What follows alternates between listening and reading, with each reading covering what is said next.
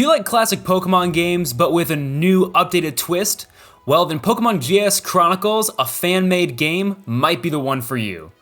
Pokemon GS Chronicles uses the same interface as Pokemon Heart Gold and Soul Silver, so you get all those Generation 4 graphics with the quality of life improvements from Pokemon games going up to Generation 8. So let's take a look as to what makes GS Chronicles such an amazing game. One of the cool things right off the bat that you will realize in this game is that it uses Pokemon from Generations 1 through 6, but in the Generation 4 sprites. Except Professor Elm does not send you out to discover how friendship helps Pokemon evolve, but instead you uncover the mysteries of Mega Evolution, and you might even discover some new mysteries along the way. Now let's get into the quality of life improvements about this game, and there's a lot of them, so bear with me. One of my favorite features is that the EXP share, which you get relatively early on in the game, is much like in the recent games where it affects all Pokemon. That's right, after every battle, every single Pokemon gets EXP. I personally love that a lot because in the old games, I was not a big fan of the constant grinding needed to kind of level up your team and keep them all in check. Now, if you're later in the game and you get a new Pokemon that's say level 5, it's really easy to continue on with your playthrough and have that Pokemon catch up. The one bug that comes with the EXP share being shared among all Pokemon is that having an egg in your party can kind of cause some issues. The only issue really being that the egg also gains EXP and it'll tell you what that Pokemon is within the egg as it gains levels, but that Pokemon once hatched will not actually be that level. It'll go back down to level 5, and unfortunately, for whatever reason, whenever the egg is in the party and the EXP share is turned on, there's going to be one Pokemon that will not gain any EXP. So you kind of have to find where that slot is and move your Pokemon around so that you can still get the quality of life of all your Pokemon gaining XP minus the one dead spot, apparently. Another big quality of life improvement that I think I myself enjoy a lot, as well as the rest of the Pokemon community, is that HMs have been removed. Instead, you use a device that is a ride machine, which is very similar to the Alola ride Pokemon, but this ride machine actually uses different types to utilize its different abilities. For example, the Sharp Ride, which is your HM cut, can only be used when you have a Steel-type Pokemon, a Bug-type Pokemon, or a Grass-type Pokemon in your party.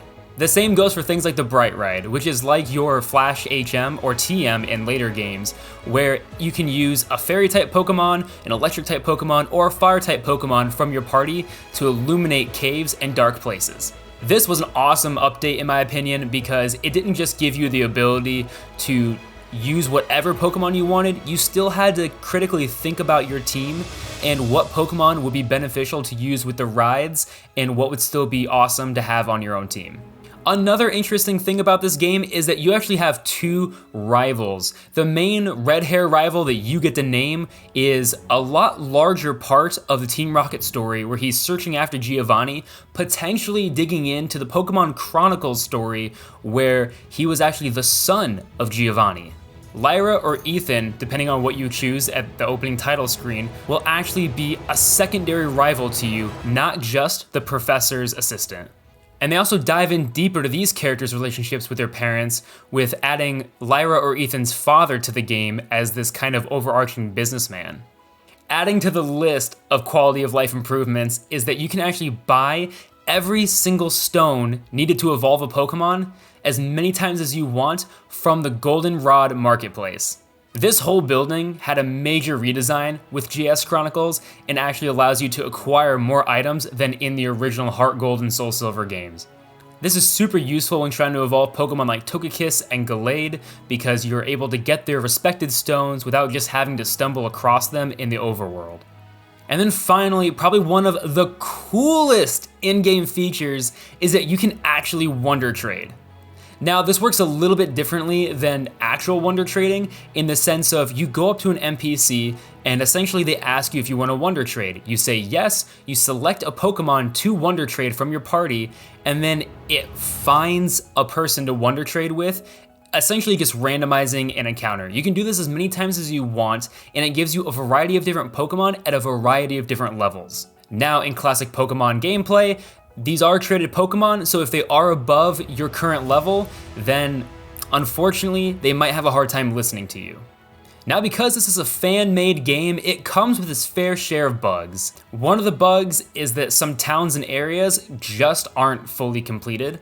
When you go buy products from Pokemon stores or anything like that, when you get to the buying screen, on the side kind of glitches a little bit to where like these black cubes enter and the picture quality goes down quite a bit. As well as this entire town that you go to has all these black squares and things like that, making it a little bit difficult to navigate to the Sprout Tower, but if you've played the games enough, you kind of know where you're supposed to be going.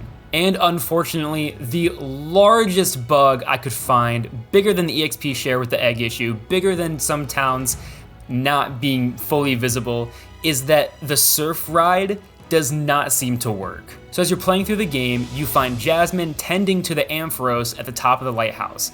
You need to go get medicine for it from Cinnawood City, which you have to surf to. Jasmine gives you this surf ride, which can only be used by water-type Pokemon, but for whatever reason, even with a water-type Pokemon in your party, the game does not seem to recognize that there is a water-type Pokemon in your party. I tried to make my way to the Lake of Rage area, thinking maybe I had to complete that gym before going to see Jasmine, but unfortunately, the cave route was blocked by a big rock I couldn't move because I didn't have strength, and the other path was by water, which I couldn't surf through. Which means, unfortunately for me, my journey through GS Chronicles ended rather abruptly, but I still got to play a large part of the game that I was able to make this review video. And there's a good chance that due to the story elements being a little bit different and areas having new alterations to them, I might have missed a key part that made it able for me to surf, and maybe y'all in the comments or maybe anyone else that's played this game can kind of identify if this is a glitch, if this is the game not being fully developed and I have an old download, or maybe I just went to the wrong spot and I just need to get a little bit better at playing this game. All in all, this was a fantastic fan-made game to play, and again, lots of quality of life improvements, and I would recommend playing this game, but again, it comes with its fair share of bugs, so it has that kind of against it. Thank you all for watching. Remember to like and subscribe to stay up to date on all things Corn's Quest, and to know when I go live playing some Nuzlocke or when I do another game review. If you want to support the channel in other ways, I do have a Patreon linked down below, where once you subscribe, you get early access to videos just like these, as well as a thank you at the end screen of every video and live stream. Otherwise, all you have to do is like and leave a comment down below, let me know what you thought of the video, and even maybe a game recommendation for a new Pokemon game review. That's all for this video. I hope you all enjoyed, and remember, happy questing, y'all.